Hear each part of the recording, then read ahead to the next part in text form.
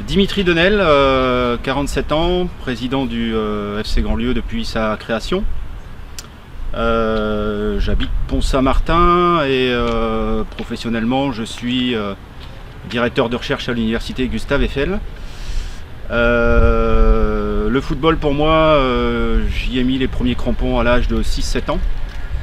Je jouais au Racing Club d'Herzelles dans le nord de la France, une petite bourgade à une trentaine de kilomètres de Dunkerque.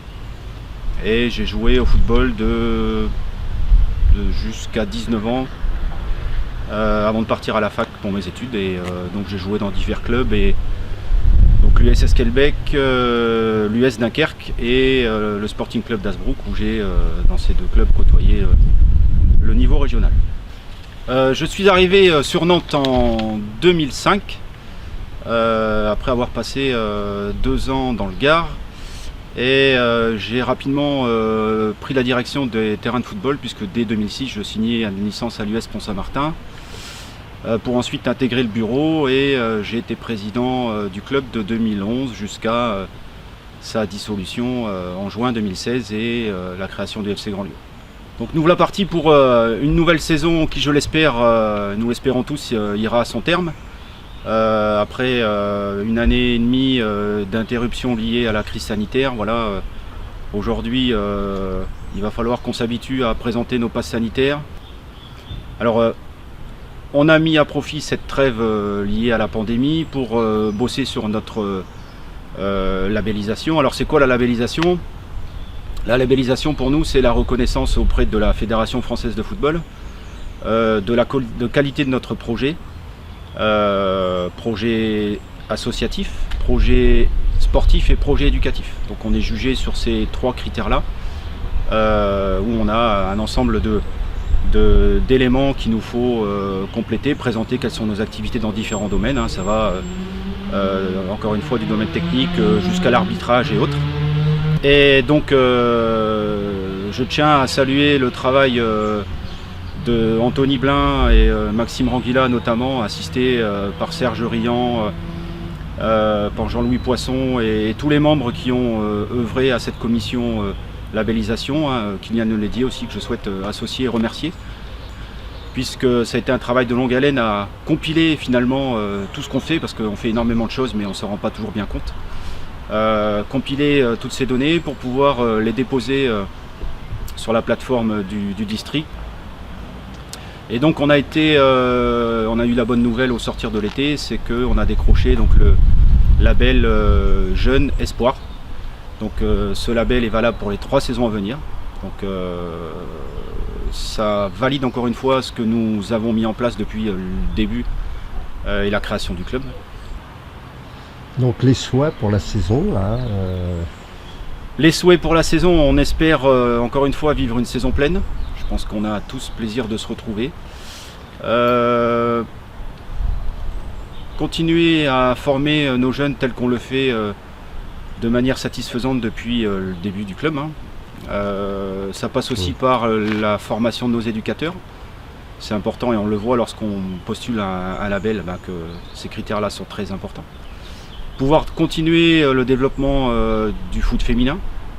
Je pense qu'il serait vraiment super qu'on puisse constituer une équipe, ne serait-ce que de foot à 3, mais de foot à 5, de football féminin, développer l'arbitrage. Enfin, voilà, c'est tout le temps avoir ces informations-là à l'esprit, avoir ces données-là à l'esprit.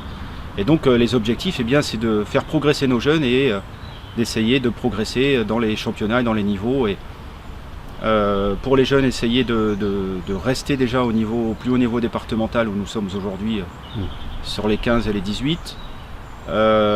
Et au niveau senior, voilà, je pense que nous affichons aujourd'hui la volonté d'accrocher la région. Donc on espère vivre une belle saison en D1 et qu'on puisse fêter une montée à l'issue de cette saison.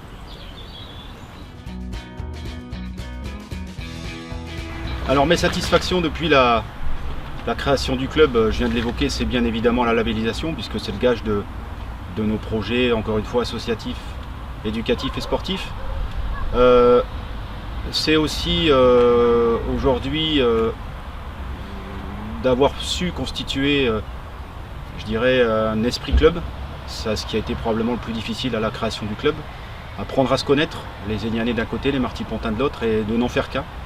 Donc j'ai vraiment l'impression, là, depuis déjà la saison dernière, que la mayonnaise a pris, donc ça c'est aussi une vraie satisfaction. Maintenant, il y a toujours des points qui sont importants à améliorer, et je profite de l'occasion pour rappeler nos besoins de bénévoles. Je reprends ce qu'on mettait sur nos réseaux et sur notre site web au sortir de l'hiver.